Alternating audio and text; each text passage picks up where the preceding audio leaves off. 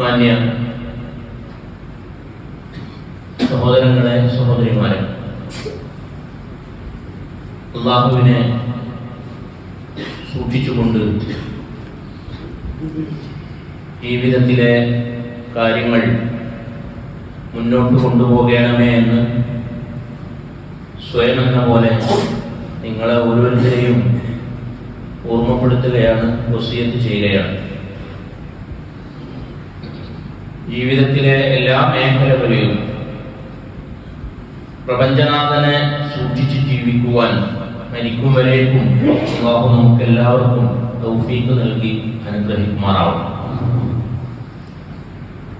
പുറകിലുള്ള ആളുകൾ മുന്നിലെ സ്വത്തിലേക്ക് കയറിയിരിക്കുകയാണ് എന്നുണ്ടെങ്കിൽ ഇനി വരുന്ന ആളുകൾക്ക് വളരെ ഉപകാരപ്രദമാണ്. ഫാഷിസം വെറുപ്പിന്റെയും വിദ്വേഷത്തിന്റെയും വിഭാഗീയതയുടെയും വിഷം ചീറ്റിക്കൊണ്ടിരിക്കുകയാണ്. പക്ഷെ നമ്മുടെ നാടിന്റെ സന്തോഷം ആ വിഷം ചീറ്റലുകളൊന്നും തന്നെ ഞങ്ങളെ ബാധിച്ചിട്ടേ ഇല്ല എന്നും കേരളം കഴിഞ്ഞ ഒരാഴ്ചയിൽ തെളിയിച്ച് കാണിച്ചു കൊടുക്കും. ജാതി മത വർണ്ണ വ്യത്യാസമില്ലാതെ ഈ ഒരു ഐക്യം നമ്മുടെ നാട്ടിൽ നിലനിൽക്കുന്നിടത്തോളം കാലം ഫാഷിസം നിരാശയിൽ തന്നെയായിരിക്കും. ഞാൻ സൂചിപ്പിച്ചു വരുന്ന വിഷയം നമുക്കെല്ലാവർക്കും അറിയാവുന്നതാണ്. ഗൾഫിൽ ജയിലിലകപ്പെട്ട് അവരെ തിരിച്ചെടുക്കുന്നതിന് വേണ്ടി 34 കോടി രൂപ സ്വരൂപിക്കുകയുണ്ടായി. നമ്മുടെ ഈ പള്ളിയിൽ നിന്ന് നമ്മെ അത്ഭുതപ്പെടുത്തുന്ന തരത്തിലുള്ള ഒരു കളക്ഷനാണ് നമുക്ക് കിട്ടിയിരിക്കുന്നത്. അല്ലാഹു സുബ്ഹാനഹു വ തആല അതിൽ ഭാഗവക്കായ എല്ലാ ആളുകളിൽ നിന്നും അതൊരു സ്വാലിഹായ അമലായി സ്വീകരിക്കുമാറാവട്ടെ. നാളെ പരലോകത്തിൽ പ്രയാസങ്ങൾ അനുഭവിക്കുന്ന വേളയിൽ ആ പ്രയാസങ്ങൾ ദൂരീകരിക്കുന്നതിന് വേണ്ടി നമ്മിൽ നിന്ന് ആ അമൽ അല്ലാഹു സുബ്ഹാനഹു വ തആല ഖബൂൽ ചെയ്യുമാറാവട്ടെ. ഈ വിഷയം വെച്ച് ഇസ്ലാമിനെ വിമർശിക്കുന്ന ആളുകളുണ്ട്. സൗദി ഭരണകൂടത്തിന്റെ നിയമങ്ങളെ വിമർശിക്കുന്ന ആളുകളുണ്ട്. ഈ വിഷയങ്ങളിലൊക്കെ സൗദി ഭരണകൂടം പക്ക ഇസ്ലാമിക നിയമം എന്താണ് അതനുസരിച്ച് മുന്നോട്ട് പോകുന്നതിന് വേണ്ടിയാണ് നിലകൊള്ളുന്നത്. ഇവിടുത്തെ കോടതി നിയമങ്ങൾ പരിശുദ്ധ ഖുർആനാണ്. പക്ഷേ ഈ വിഷയവുമായി ബന്ധപ്പെട്ട് വിശ്വാസികളായ നമ്മോട് സംസാരിക്കുമ്പോൾ കൃത്യമായ ഒരു മറുപടി നൽകുവാൻ വിശ്വാസികളായ നമുക്ക് സാധ്യമായിട്ടുണ്ട്. പ്രതികാരക്രിയയിൽ എന്താണ് നിലപാട്? ഈ വിഷയത്തെ സംബന്ധിച്ച് സംസാരിക്കുക എന്നതാണ് ഇന്നത്തെ ഖുതുബയിൽ ഉദ്ദേശിക്കുന്നത്. 5 കാര്യങ്ങളുടെ സംരക്ഷണം ഇസ്ലാമിൽ വളരെ പ്രധാനമാണ്. ഒന്നൊരു വ്യക്തിയുടെ മതം, മറ്റൊന്ന് അവന്റെ ജീവൻ, അവന്റെ ബുദ്ധി, അവന്റെ കുടുംബ പരമ്പര, 5ാമത്തേത് അവന്റെ സമ്പത്ത്. അതുകൊണ്ടാണ് വൻ പാപങ്ങളായിക്കൊണ്ട് ഇവയെ തച്ചു തകർക്കുന്ന തരത്തിലുള്ള തിന്മകളെ, ശിർക്കിനെ, കൊലപാതകത്തെ, ലഹരി ഉപയോഗങ്ങളെ, വ്യഭിചാരത്തെ, മോഷണത്തെ ഒക്കെ വൻ ശിക്ഷകളായിക്കൊണ്ട്, വൻ തെറ്റുകളായിക്കൊണ്ട് അവക്ക് വൻ ശിക്ഷകളും ഇസ്ലാം ഏർപ്പാടാക്കിയിരിക്കുന്നത്. നമ്മുടെ വിഷയം ഇതിൽ കൊലപാതകമാണ്. വമൻ അഹ്യാഹാ ഫകഅന്നമാ അഹ്യന്നാസ ജമീഅ. കൊല ചെയ്യാതെ ഒരാളെ ജീവിക്കാൻ വിട്ടാൽ ഫകഅന്നമാ അഹ്യന്നാസ ജമീഅ, മുഴുവൻ ജനങ്ങളെയും ജീവിക്കാൻ വിട്ടതുപോലെയാണ്. വമൻ യഖ്തുൽ മുഅ്മിനൻ മുതഅമ്മിദൻ, മനഃപൂർവ്വം ഒരു വിശ്വാസിയെ ഒരാൾ കൊല ചെയ്യുകയാണ് എന്നുണ്ടെങ്കിൽ ഫജസാഉഹു ജഹന്നമു ഖാലിദൻ ഫീഹാ, അവന്റെ പ്രതിഫലം എന്ന് പറയുന്നത്, ശിക്ഷ എന്ന് പറയുന്നത് ജഹന്നമാണ്, നരകമാണ്. അവന് ഖാലിദൻ ഫീഹാ, അവനതിൽ ശാശ്വതനായിരിക്കും. വഗളിബല്ലാഹു അലൈഹി, അല്ലാഹുവിന്റെ കോപം അവനുണ്ടായിരിക്കും. വലഅനഹു, അല്ലാഹു അവനെ ശപിക്കുകയും ചെയ്തിരിക്കുന്നു. വഅഅദ ലഹു അദാബൻ അലീമാ, മരിച്ചു ചെന്നാൽ വേദനാജനകമായ ശിക്ഷയാണ് അല്ലാഹു സുബ്ഹാനഹു വ തആല അവന് ഒരുക്കി വെക്കുകയും ചെയ്തിരിക്കുന്നത്. തിരുനബി സല്ലല്ലാഹു അലൈഹി വസല്ലം മുത്തഫഖുന അലൈഹിയായി റിപ്പോർട്ട് ചെയ്ത ഒരു ഹദീസിൽ ഇങ്ങനെ സൂചിപ്പിച്ചിട്ടുണ്ട്: അവ്വലു മാ യുഖ്ദാ ബൈനൻ നാസി യൗമൽ ഖിയാമത്തി ഫിദ്ദിമാ, മനുഷ്യർക്കിടയിൽ ഖിയാമത്ത് നാളിൽ ആദ്യമായിട്ട് വിചാരണ കൽപ്പിക്കപ്പെടുന്നത്, വിധി തീർപ്പുണ്ടാകുന്നത് കൊലപാതകത്തിലാണ് എന്നാണ്. ഇനി അല്ലാഹു സുബ്ഹാനഹു വ തആലയുടെ ഒരു ചോദ്യമുണ്ട്. ഞാൻ ധാരാളമായി വിശദീകരിക്കാതെ അതിന്റെ പോയിന്റുകൾ മാത്രം പറഞ്ഞു പോവുകയാണ്. അഫഹുക്കുമുൽ ജാഹിലിയ്യത്തി യബൂൻ, ഇനി നിങ്ങൾ ജാഹിലിയ്യത്തിലെ വിധിയാണോ ആഗ്രഹിക്കുന്നത്? വമൻ അഹ്സനു മിനല്ലാഹി ഹുക്മൻ ലിഖൗമിൻ യൂഖിനൂൻ, അടിയുറച്ച വിശ്വാസികളായിട്ടുള്ള ആളുകൾക്ക് അല്ലാഹുവിന്റെ ഹുക്മല്ലാതെ മറ്റേതെന്നാണ് കരണീയമായിട്ടുള്ളത് എന്ന് അല്ലാഹു സുബ്ഹാനഹു വ തആല പരിശുദ്ധ ഖുർആനിൽ ചോദിക്കുന്നുണ്ട്. അപ്പൊ ചില ആളുകൾക്ക് ഇത് കാടൻ നിയമമാണ്, ഇത് ശരിയല്ല എന്നുള്ള തോന്നല് ബഹുസ്വര സമൂഹത്തിൽ ജീവിക്കുമ്പോ മറ്റുള്ള ആളുകൾ പറയുമ്പോ അത് ശരിയാണ്, അതിന് ചില കുഴപ്പങ്ങളൊക്കെ ഉണ്ട് എന്ന് സമ്മതിക്കല്ല വേണ്ടത്. എന്താണ് ആ നിയമം എന്ന് പഠിക്കണം. ജാഹിലിയ്യത്തിലെ നിയമമാണോ നമുക്ക് വേണ്ടത്? അതല്ല നിങ്ങളെ സൃഷ്ടിച്ച നിങ്ങളുടെ റബ്ബ് നിങ്ങളുടെ ജീവന് സുരക്ഷിതത്വം നൽകുന്ന ഹുക്മ് ഭൂലോകത്തിൽ പരിശുദ്ധ ഖുർആനിലൂടെ നിങ്ങൾക്ക് ഭരണഘടനയിലൂടെ അവതരിപ്പിച്ചു തന്നിട്ടുണ്ട് എന്നുണ്ടെങ്കിൽ വിശ്വാസികൾക്ക് അതാണോ പരമപ്രധാനം? അല്ലാഹു ചോദിക്കാൻ. ജാഹിലിയ്യത്തിലെ ആളുകൾ പറഞ്ഞിരുന്നത് അദ്ദമു ലാ യുഗ്സലു ഇല്ല ദം എന്നാണ്. അറബികളുടെ ഒരു വാക്കാണ്. രക്തത്തെ രക്തം കൊണ്ടല്ലാതെ കഴുകാൻ കഴിയൂല. അത് ശരിയാണ്.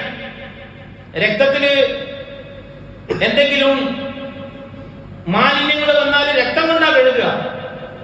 അവരുടെ ഇടയിലുള്ള ഒരു പറച്ചിലാണ്, രക്തത്തെ രക്തം കൊണ്ടാണ്. അദ്ദമു ലാ യുഗ്സലു ഇല്ല ദം, രക്തം രക്തം കൊണ്ടല്ലാതെ കഴുകൂല.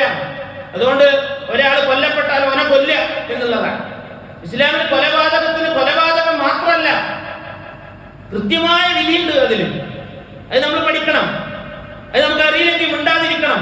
നമുക്ക് അറിയുന്ന ആളുകൾ പറയട്ടെ, അറിയുന്ന ആളുകളോട് ചോദിച്ച് നമുക്ക് സംശയം ദൂരീകരിക്കാം എന്നാണ് പറയേണ്ടത്. ജാഹിലിയ്യത്തിലെ വിധിയാണോ നിങ്ങൾക്ക് വേണ്ടത് എന്ന് ചോദിച്ചതിന് ശേഷം നമ്മൾ മനസ്സിലാക്കേണ്ടുന്ന ഒരു കാര്യം, ഒരു അഅറാബിയോട് ഒരു ചോദ്യം ഉന്നയിക്കുകയുണ്ടായി. അഅറാബി പറഞ്ഞിട്ടുള്ള സംഗതിയാണ്, അത്രമാത്രം കൊലപാതകത്തെ, മാനവികതയെ പരിഗണിക്കാതെ കൊലപാതകത്തെ അത്രമാത്രം പ്രേമിച്ചു പോന്നിരുന്ന ആളുകളായിരുന്നു അവർ.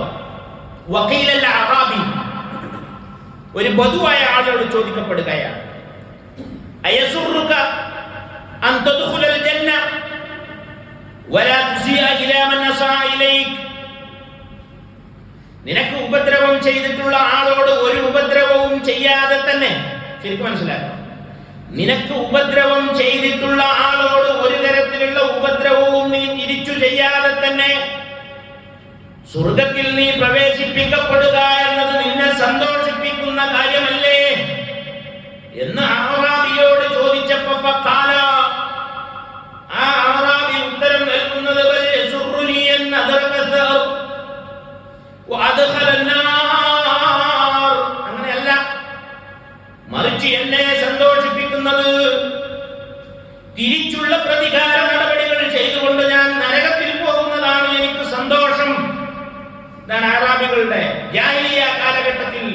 അവരുടെ മനോഭാവം. ഇസ്ലാം അതിൽ നിന്ന് വ്യതിരിക്തമായി ഈ ഒരു മനോഭാവം ഉള്ളതുകൊണ്ടാണ് 70 വർഷം തുടർച്ചയായ യുദ്ധങ്ങൾ അവർ തമ്മിൽ നിസ്സാരമായ കാര്യങ്ങൾക്ക് പേരിൽ നടന്നിരുന്നു എന്ന് ചരിത്രം പറയുന്നത്. അതാണ് വാസ്തവം. പക്ഷേ അതിൽ നിന്ന് വ്യത്യസ്തമായി പരിശുദ്ധ ഇസ്ലാം നിയമം കൊണ്ടുവന്നു. യാ അയ്യുഹല്ലദീന ആമനൂ, മനുഷ്യരെ, വിശ്വാസികളെ, കുതിബ അലൈക്കുമുൽ ഖിസാസ്, നിങ്ങൾക്ക് പ്രതികാര നടപടി നിർബന്ധമാക്കപ്പെട്ടിരിക്കുന്നു. ഫിൽ ഖത്ല, കൊലപാതകത്തിൽ. അൽ ഹുറു ബിൽ ഹുറു, സ്വതന്ത്രന് സ്വതന്ത്രനും, വൽ അബ്ദു ബിൽ അബ്ദ്, അടിമക്ക് അടിമയും, വൽ ഉൻസാ ബിൽ ഉൻസാ, പെണ്ണിന് പെണ്ണും. ഫമൻ ഉഫിയ ലഹു മിൻ അഖീഹി, ഇനി പറയുന്നതാണ് നമ്മൾ ശ്രദ്ധിക്കേണ്ടത്. ഫമൻ ഉഫിയ ലഹു മിൻ അഖീഹി, തന്റെ സഹോദരനിൽ നിന്ന് ആർക്കെങ്കിലും മാപ്പ് ലഭിച്ചാൽ, എന്തെങ്കിലും മാപ്പ് കിട്ടിയാൽ, ഫത്തിബാഉൻ ബിൽ മഅറൂഫി, മാന്യമായി നിങ്ങൾക്കത് സ്വീകരിക്കാം. വഅദാഉൻ ഇലൈഹി ബിൽ ഇഹ്സാൻ, മാന്യമായി അവന് നഷ്ടപരിഹാരം കൊടുക്കുകയും വേണം. ദാലിക തഖ്ഫീഫുൻ മിൻ റബ്ബിക്കും, അത് നിങ്ങൾക്ക് നിങ്ങളുടെ രക്ഷിതാവിൽ നിന്നുള്ള ഇളവാണ്. വറഹ്മത്തുൻ, അല്ലാഹുവിന്റെ കാരുണ്യമാണ്. ഫമൻ ഇഅ്തദാ ബഅദ ദാലിക, അതിനുശേഷവും നിങ്ങൾ ആരെങ്കിലും അതിര് കവിഞ്ഞാൽ, ഫലഹു അദാബുൻ അലീം, അവന് വേദനാജനകമായ ശിക്ഷയാണുള്ളത്. സൂറത്തുൽ ബഖറയിലെ 178 ആയത്തിലൂടെ അല്ലാഹു സുബ്ഹാനഹു വ തആല പഠിപ്പിക്കുക. നമ്മുടെ വിഷയമുള്ള കൊലപാതകമാണ്. കൊലപാതകത്തിൽ തന്നെ 3 രൂപങ്ങളുണ്ട്. ഒന്നാമത്തേത് അൽ ഖത്ലുൽ ഖത്അ, അറിയാതെ അബദ്ധത്തിൽ സംഭവിച്ചു പോവുക.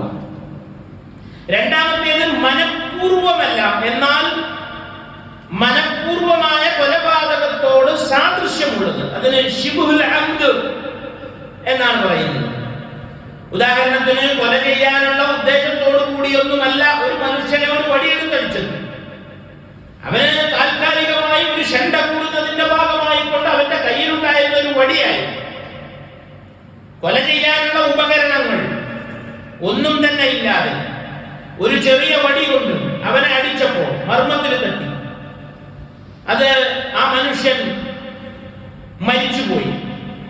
അത് മനഃപൂർവമല്ല എങ്കിലും മനഃപൂർവമായ കൊലപാതകത്തോട് സാദൃശ്യമുള്ള കൊലപാതകമായിട്ടാണ് ഇസ്ലാം എണ്ണുന്നത് ശിബുൽ അംദ് എന്നത്. ഈ വിഷയത്തിൽ തിരുനബി സല്ലല്ലാഹു അലൈഹി വസല്ലം പറയാണ്, ഇന്നല്ലാഹ വദഅ ഉമ്മതി അൽ ഖത വന്നിസ്യാൻ വമസ്തുക്രിഹു അലൈഹി, തീർച്ചയായും അല്ലാഹു സുബ്ഹാനഹു വ തആല എന്റെ സമൂഹത്തിന് അബദ്ധം സംഭവിച്ചത്, അൽ ഖത അബദ്ധം സംഭവിച്ചത്, നിസ്യാൻ മറന്നുകൊണ്ട് ഒരാൾ ചെയ്തു, അതൊരു തെറ്റായിരുന്നു, പക്ഷേ മറന്നു ചെയ്തതാണ്. വമസ്തുക്രിഹു അലൈഹി, നിർബന്ധപൂർവ്വം അവനെ ഒരു തെറ്റ് ചെയ്യിപ്പിച്ചു.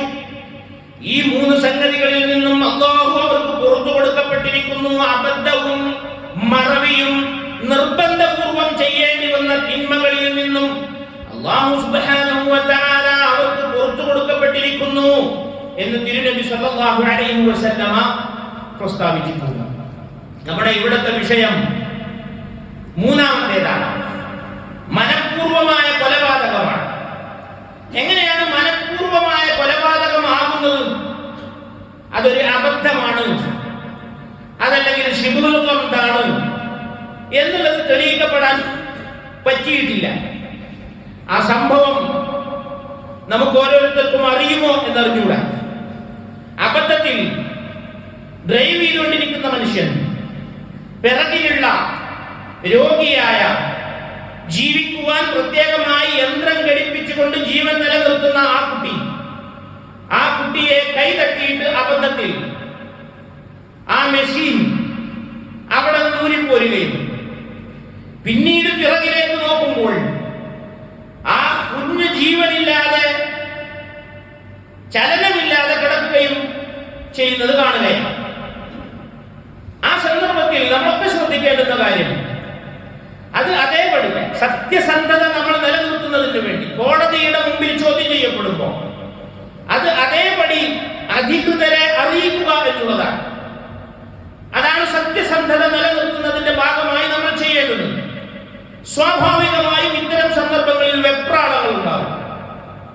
തന്റെ ജീവൻ അപകടത്തിലായോ എന്ന പേടിയുണ്ടാവും, വല്ലാത്ത ആധിയുണ്ടാവും. ആ മനുഷ്യൻ ചെയ്യുന്നത് സുഹൃത്തിനെ വിളിക്കുകയും മറ്റൊരു കഥ മെനയുകയും ആ കുഞ്ഞിനെ കെട്ടിയിടുകയും മറ്റൊരു കൂട്ടർ വന്ന് ആക്രമിക്കുകയും അങ്ങനെ ഞങ്ങളെ കൊലപ്പെടുത്താൻ ശ്രമിക്കുകയും കുഞ്ഞിന് ജീവഹാനി സംഭവിക്കുകയും ചെയ്തു എന്ന് വരുത്തി തീർക്കാനുള്ള ശ്രമങ്ങൾ ഉണ്ടായി. കോടതിയുടെ മുമ്പിൽ അത് വരുമ്പോ അവർക്ക് വാദിക്കാം ഇത് മനഃപൂർവ്വമായിരുന്നില്ല, കൈതട്ടിയതാണ്. പക്ഷേ അതിനുശേഷം ഉണ്ടായ പ്രവർത്തനങ്ങൾ വെച്ചിട്ട് മനഃപൂർവ്വമല്ല എന്നുള്ളത് ഒരു നീതി അവിടെ കൊണ്ടുവരുവാൻ സാധ്യമല്ലാത്ത വിധം ശേഷമുള്ള അവരുടെ പ്രവർത്തനങ്ങൾ കാരണമായി മനഃപൂർവ്വമുള്ള കൊലപാതകമായിട്ടാണ് അത് എണ്ണപ്പെട്ടത്. അവിടെ കോടതിക്ക് മനഃപൂർവ്വമല്ല എന്നുള്ളതിന് തെളിവുകൾ നിരത്താൻ, കോടതിയുടെ മുമ്പിൽ തെളിവ് നിരത്താൻ കഴിഞ്ഞില്ല. കോടതിക്ക് അങ്ങനെ വിധിക്കാൻ കഴിയുള്ളൂ. അത് മനഃപൂർവ്വമായ കൊലപാതകമാണ് എന്ന് വിധി വന്നു. ഇസ്ലാമിൽ മനഃപൂർവ്വമായ ഒരു കൊലപാതകം ഉണ്ടായാൽ പിന്നെ 3 നടപടികളാണ് അതിനുള്ളത്. ഈ 3 നടപടികൾ ആരാണ്, ഇതിലേതാണ് സ്വീകരിക്കേണ്ടത് എന്ന് തീരുമാനിക്കുന്നത് കോടതിയല്ല. ഇസ്ലാമിൽ അങ്ങനെയല്ല. അതിന് കൃത്യമായ നിയമമുണ്ട്. മനഃപൂർവമായ കൊലപാതകമാണ് എന്ന് മനസ്സിലായി കഴിഞ്ഞാൽ 3 നടപടികൾ. ഒന്നാമത്തേത് വധശിക്ഷ, രണ്ടാമത്തേത് മോചനദ്രവ്യം നൽകി വധശിക്ഷയിൽ നിന്ന് ഒഴിവാക്കുക, മൂന്നാമത്തേത് ബന്ധുക്കൾക്ക് മാപ്പ് കൊടുക്കാം. ഇവിടെ വധശിക്ഷയാണ് ബന്ധുക്കൾ ആഗ്രഹിക്കുന്നത്. ബന്ധുക്കൾക്ക് വേണമെങ്കിൽ മാപ്പ് കൊടുക്കാം, മാപ്പ് കൊടുക്കാൻ തയ്യാറാവുന്നില്ല. അങ്ങനെ വരുമ്പോൾ പിന്നെയുള്ള ഏക വഴി വധശിക്ഷയിൽ നിന്ന് ഒഴിവാകുവാൻ മോചനദ്രവ്യം നൽകുക എന്നുള്ള കാര്യത്തിലുള്ള സംസാരമാണ്. മോചനദ്രവ്യം നൽകുന്നതിന് വേണ്ടിയുള്ള സംസാരങ്ങൾ ഉണ്ടായി. അതിലെന്താണ് ഇസ്ലാമികമായ വിധി? മോചനദ്രവ്യം, കൊലപാതകത്തിന്റെ മോചനദ്രവ്യം എന്ന് പറയുന്നത് വ്യത്യസ്ത പ്രായത്തിലുള്ള 100 ഒട്ടകങ്ങൾ എന്നുള്ളതാണ് കൊലപാതകത്തിന്റെ മോചനദ്രവ്യം. നമ്മൾ ശരിക്കും മനസ്സിലാക്കണം. 4 വയസ്സ് പ്രായമുള്ള 30 ഒട്ടകങ്ങൾ, 5 വയസ്സ് പ്രായമുള്ള, മൊത്തത്തിൽ 100 ഒട്ടകമാണ്. ഒരേപോലെയുള്ള ഒട്ടകം കൊടുത്താൽ പോരാ. 4 വയസ്സ് പ്രായമുള്ള 30 ഒട്ടകം അതിലുണ്ടായിരിക്കണം. 5 വയസ്സ് പ്രായമുള്ള 30 ഒട്ടകം ഉണ്ടായിരിക്കണം. ഗർഭിണികളായ 40 ഒട്ടകങ്ങൾ ഉണ്ടായിരിക്കണം. അങ്ങനെ 30, 40, 100 ഒട്ടകങ്ങൾ, വ്യത്യസ്ത പ്രായത്തിലുള്ള 100 ഒട്ടകങ്ങൾ നൽകണം. ഇത് അബദ്ധത്തിൽ ഒരു മനുഷ്യനെ കൊല ചെയ്യും, അങ്ങനെയാണ് എന്നുണ്ടെങ്കിലും ഇത് തന്നെയാണ്. 100 ഒട്ടകങ്ങൾ വ്യത്യസ്ത പ്രായത്തിലുള്ള. പക്ഷെ അബദ്ധത്തിലുള്ള കൊലപാതകവും മനഃപൂർവ്വമുള്ള കൊലപാതകവും തമ്മിൽ, അതിന്റെ ശിക്ഷാവിധികൾ തമ്മിൽ ഒരു വ്യത്യാസമുണ്ട്. അബദ്ധത്തിലുള്ള കൊലപാതകമാണ് എന്നുണ്ടെങ്കിൽ വ്യത്യസ്ത പ്രായത്തിലുള്ള 100 ഒട്ടകങ്ങൾ ദിയ, മോചനദ്രവ്യം എന്നതിനപ്പുറത്തേക്ക് ഒന്നും ചോദിക്കാൻ പാടില്ല. അത് ഇസ്ലാമികമായ നിയമമാണ്. പക്ഷേ മനഃപൂർവ്വമുള്ള കൊലപാതകമാണെങ്കിൽ അതുവരെ കോടതിയെ വിധിക്കുക. ഇത് മനഃപൂർവ്വമുള്ള കൊലപാതകമാണോ അല്ലയോ എന്ന് വിധിക്കേണ്ടത് കോടതിയാണ്. കോടതി അത് വിധിച്ചു കഴിഞ്ഞാൽ പിന്നെ ഇതിലേത് സ്വീകരിക്കണം എന്നുള്ളത് അതിന്റെ രക്ഷിതാക്കളാണ്, അത് ബന്ധപ്പെട്ട ആളുകളാണ്.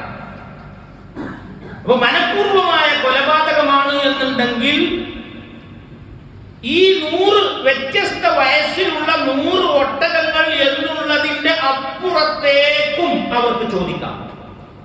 അത് ഇസ്ലാമികമായ വിധി തന്നെയാണ്. അതനുസരിച്ചാണ് ഇവിടെ വിധി വന്നിട്ടുള്ളത്. അതിനപ്പുറത്തേക്ക് ചോദിക്കുന്നതിന് മുസാലഹ എന്നാണ് പറയുന്നത്. ഒരു പക്ഷേ നമുക്കറിയില്ല ഈ മുസാലഹ ആവശ്യപ്പെടാൻ കാരണം കൊല്ലപ്പെട്ട ആളുടെ ബന്ധുക്കൾ വിചാരിക്കുന്നത് മുസാലഹയുടെ ഭാഗമായി വ്യത്യസ്ത വയസ്സുകളിലുള്ള 100 ഒട്ടകത്തിന്റെ ഈക്വലന്റ് ആയിട്ടുള്ള പണത്തിനപ്പുറത്തേക്ക് ഭീമമായ ഒരു സംഖ്യ ചോദിക്കുമ്പോൾ അത് നൽകാൻ കഴിയാതിരിക്കുകയും അങ്ങനെ വധശിക്ഷ തന്നെ നടപ്പിലാക്കപ്പെടുകയും ചെയ്തേക്കാം എന്നുള്ള ഉദ്ദേശം ഉണ്ടോ ഇല്ലേ എന്നുള്ളത് നമുക്കിതിലറിയുകയില്ല. ഏതായിരുന്നാലും മാപ്പ് കൊടുക്കുക എന്നുള്ളതാണ് ഇത്തരം കാര്യങ്ങളിൽ ഏറ്റവും നല്ലത്. ഇസ്ലാം അത് തന്നെയാണ് പറയുന്നത്. അല്ലാഹ് ചോദിക്കുന്നുണ്ട്, പടച്ച തമ്പുരാന്റെ മുമ്പിൽ നിൽക്കുമ്പോൾ അല്ലാഹു സുബ്ഹാനഹു വ തആല മാപ്പ് നൽകണമെന്ന് നിങ്ങൾക്ക് ആഗ്രഹമില്ലേ എന്നൊരു ചോദ്യമുണ്ട്. നമ്മൾ അതാണ് നോക്കേണ്ടത്. മാപ്പ് കൊടുക്കുക എന്നുള്ളതാണ് ഏറ്റവും നല്ലത്. അതിനുവേണ്ടിയുള്ള ചർച്ചകൾ നടന്നു. ഏതായിരുന്നാലും അത്തരം സംഗതികളൊന്നും ഉണ്ടായില്ല. ഇവിടെ ആ നിയമത്തെ സംബന്ധിച്ചു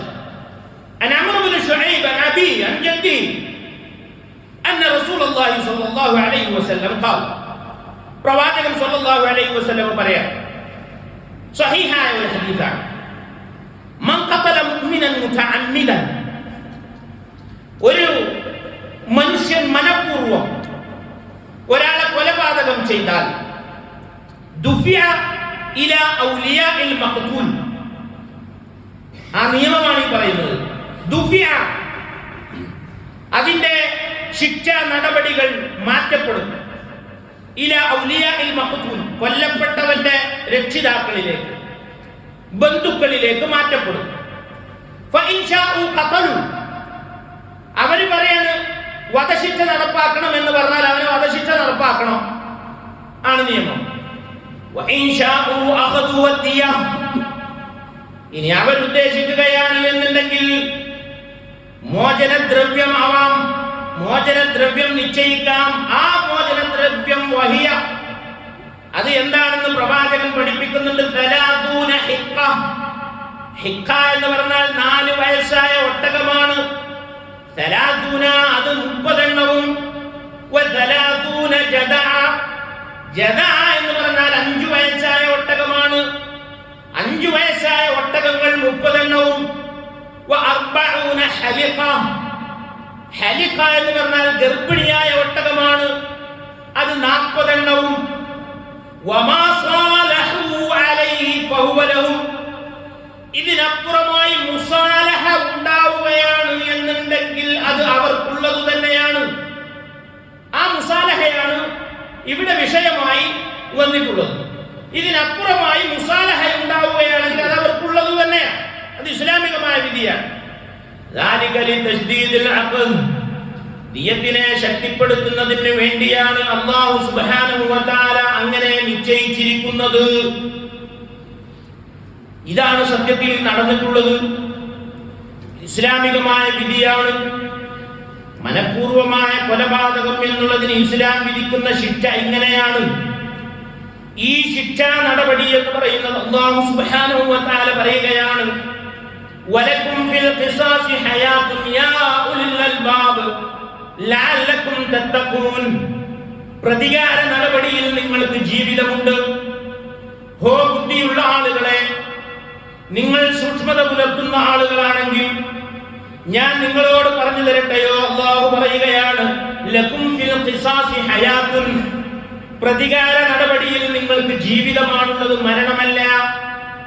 അബുൽ ആലിയ റഹിമഹുല്ലാഹു തആല ഈ ആയത്തിനെ വിശദീകരിക്കുമ്പോൾ ഇങ്ങനെ പറയുന്നു, ജഅലല്ലാഹുൽ ഖിസാസ ഹയാതൻ, പ്രതിക്രിയ നടപടിയിൽ അല്ലാഹു സുബ്ഹാനഹു വ തആല ജീവിതമാണ് വെച്ചിരിക്കുന്നത്, മരണമല്ല വെച്ചിരിക്കുന്നത്.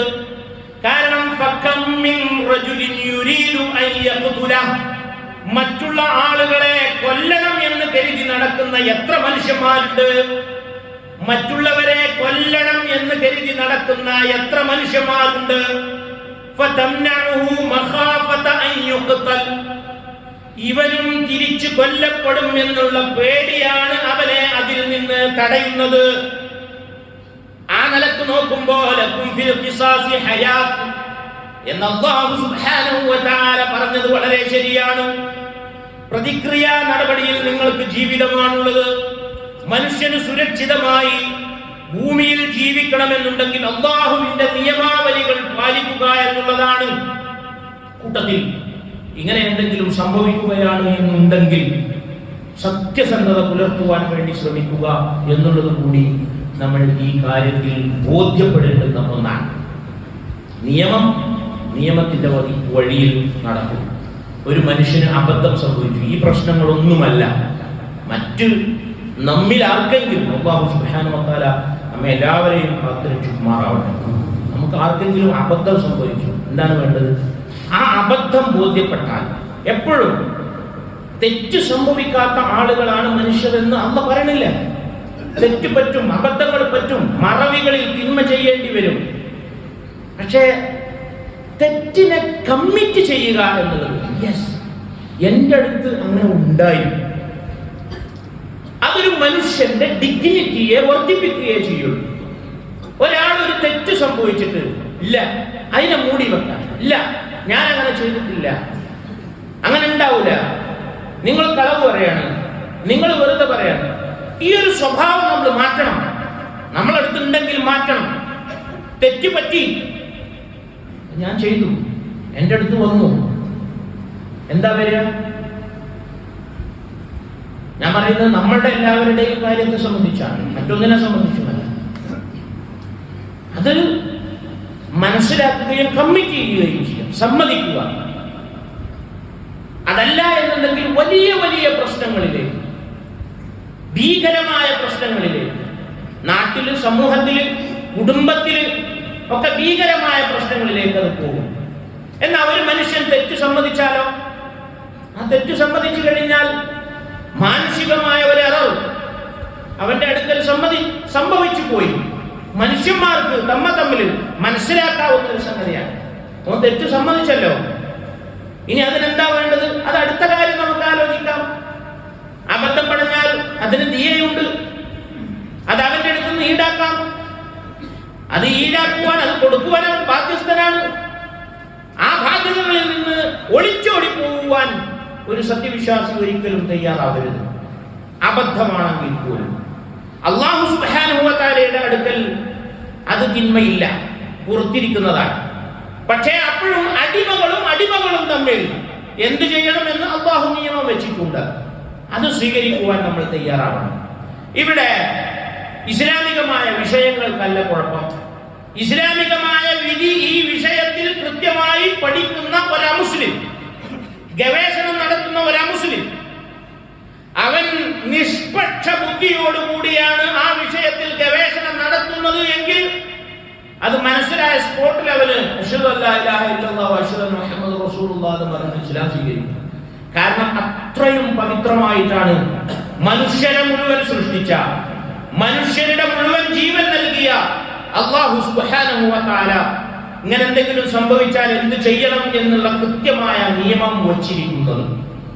അപ്പൊ ഈ വിഷയത്തിൽ മുസ്ലിമീങ്ങളായ ആളുകൾ ഒരു ബോധമുള്ള ആളുകളായി മാറുകയും അതിന് കൃത്യമായ സംഗ്രഹമായ മറുപടി നൽകേണ്ടുന്നവർക്ക് നൽകുകയും, ഒരു ബഹുസ്വര സമൂഹത്തിൽ നമ്മൾ ജീവിക്കുമ്പോൾ ആ സമൂഹത്തിൽ ഉണ്ടായിരിക്കേണ്ടുന്ന ഐക്യവും അഖണ്ഡതയും സാഹോദര്യവും ഏതളവോളം പറ്റുമോ ആ അളവോളമെല്ലാം നിലനിർത്തിക്കൊണ്ട് ഐക്യത്തോടു കൂടി ജീവിക്കുവാനും സാധ്യമാകണം. അതിനിടയിൽ വിഷം കലർത്തുന്ന ധാരാളം പ്രവർത്തനങ്ങൾ ഉണ്ടാകും. ആ പ്രവർത്തനങ്ങളെ പണം കൊണ്ട് നമ്മൾ തോൽപ്പിച്ചു, സ്വതക്ക കൊണ്ട് നമ്മൾ തോൽപ്പിച്ചു, എല്ലാവരും ഒന്നിച്ചു തോൽപ്പിച്ചു. പക്ഷേ ഇനിയും പല സംഗതികൾ കൊണ്ടും നമുക്ക് തോൽപ്പിക്കേണ്ടതുണ്ട്. നമ്മുടെ രാജ്യം നമ്മുടെ രാജ്യമായി നിലനിൽക്കേണ്ടതുണ്ട്. ബൗദ്ധികമായ, ബുദ്ധിപരമായ തീരുമാനങ്ങൾ വിവേകമുള്ളവരായി, അവിവേകികളാവാതെ വിവേകമുള്ള ആളുകളായി നമ്മൾ തീരുമാനങ്ങൾ എടുക്കേണ്ടതുണ്ട്. അടുത്ത ആഴ്ച ഇതിനെ തോൽപ്പിക്കുന്നതിന്റെ ഭാഗമായി വെള്ളിയാഴ്ചയിൽ തന്നെ ഇലക്ഷൻ വരികയാണ്. പക്ഷേ നമ്മൾ വിവേകപൂർവം ആ ഇലക്ഷനെ നേരിടണം. നമ്മൾ തീരുമാനിച്ചിട്ടുള്ളത് മറ്റൊരു ജോലിയും ഇല്ലാത്ത ആളുകൾ ഉച്ച സമയത്തിന് മുമ്പായി കൊണ്ട് തന്നെ അവരുടെ സമ്മതിദാനാവകാശം നിർവഹിക്കുവാൻ വേണ്ടി തയ്യാറാവുക. വളരെ പെട്ടെന്ന് ചെയ്തു വരിക. നമുക്ക് ഖുതുബ അവിടെ നിർത്തിവെക്കാനൊന്നും കഴിയില്ല. ജോലിക്കാരായ ആളുകളുണ്ട്, യാത്രക്കാരുടെ ഗണത്തിൽ അവർക്ക് ഖുതുബ നിർബന്ധമില്ല എന്നുള്ളത് ഗണത്തിൽപ്പെടുത്താം. അവർക്ക് ജമ്മു കസറുമാക്കിയിട്ട് സാധ്യമാകുന്ന ഒരു സമയത്ത് ളുഹറിന്റെ സമയത്തോ അസറിന്റെ സമയത്തോ 2 റക്അത്ത് വീതം നമസ്കരിക്കാം. ഉദ്യോഗാർത്ഥികളായ ആളുകൾ, ദൂരേക്ക് പോകുന്ന ആളുകളെ സംബന്ധിച്ചാണ് പറയുന്നത്.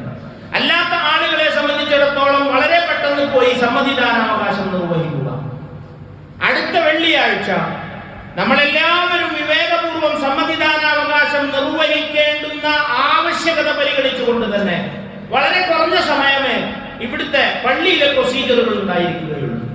വളരെ കുറഞ്ഞ സമയം നിർബന്ധമായി ചെയ്യേണ്ടുന്ന എല്ലാ സംഗതികളും ചെയ്ത് എല്ലാ ആളുകളെയും വളരെ പെട്ടെന്ന് തന്നെ ഒഴിവാക്കി വിടുന്നതായിരിക്കും. അത് ദീനിന്റെ നേട്ടമാണ്. ഈ അഖണ്ഡതയും ഈ ഐക്യവും ഈ സാഹോദര്യവും ഇന്ത്യ എന്താണോ ഇന്ത്യ അതേപോലെ നിലനിൽക്കേണ്ടുന്നത് സമൂഹത്തിന്റെ മുഴുവൻ ആവശ്യമാണ്. കൊടിയ വിഷവിത്തുകൾ, വർഗീയത, വിഭാഗീയത ഉണ്ടാക്കിക്കൊണ്ട് ഇന്ത്യയല്ലാതാക്കുന്ന എല്ലാ നടപടികളെയും ബൗദ്ധികമായി ചെറുത്തു തോൽപ്പിക്കേണ്ടതുണ്ട്. വിവേകമാണ് ഉണ്ടാകേണ്ടുന്നത്, അവിവേകമല്ല ഉണ്ടാകേണ്ടുന്നത്. അബദ്ധങ്ങൾ അവിടെ പണയാൻ പാടില്ല. അതുകൊണ്ടാണ് ഇസ്ലാമിക ലോകം ഇത്തരത്തിലൊരു തീരുമാനമെടുത്തിട്ടുള്ളത്. എല്ലാ മിമ്പറുകളിൽ നിന്നും ഈ ആഹ്വാനം ഉയരുന്നുണ്ട്, എല്ലാ മിമ്പറുകളിൽ നിന്നും. അതനുസരിച്ച് തന്നെ അതിനെ അത്തരത്തിലുള്ള എന്തെങ്കിലും മുസ്ലിം സമൂഹത്തിന്റെ വോട്ടവകാശം വിനിയോഗിക്കപ്പെടുന്നതിൽ നിന്ന് ഏതെങ്കിലും നിലക്ക് പിന്നോട്ടടിക്കുന്നതിന് വേണ്ടിയുള്ള ഷെഡ്യൂളുകൾ നിശ്ചയിച്ചിട്ടുണ്ട് എന്നുണ്ടെങ്കിൽ അതിനെയൊക്കെ ബുദ്ധിപരമായി ചെറുത്തു തോൽപ്പിക്കണം എന്നുള്ളത് കൊണ്ട് തന്നെയാണ് എല്ലാ മിമ്പറുകളിൽ നിന്നും ഇന്ന് ഇത്തരത്തിലുള്ള ആഹ്വാനങ്ങൾ ഉയരുന്നത്. വിവേകപൂർവ്വം നമ്മൾ അതിന് സഹകരിക്കുക. അല്ലാഹു സുബ്ഹാനഹു വ തആല നമ്മുടെ എല്ലാ സൽക്കർമ്മങ്ങളും സ്വീകരിക്കുകയും നമ്മുടെ നാടിനെ ഇതുപോലെ ഐക്യത്തോടെ നിലനിർത്തുന്നതിന് വേണ്ടിയുള്ള തൗഫീഖ് നൽകി അനുഗ്രഹിക്കുകയും ചെയ്യുമാറാവണം.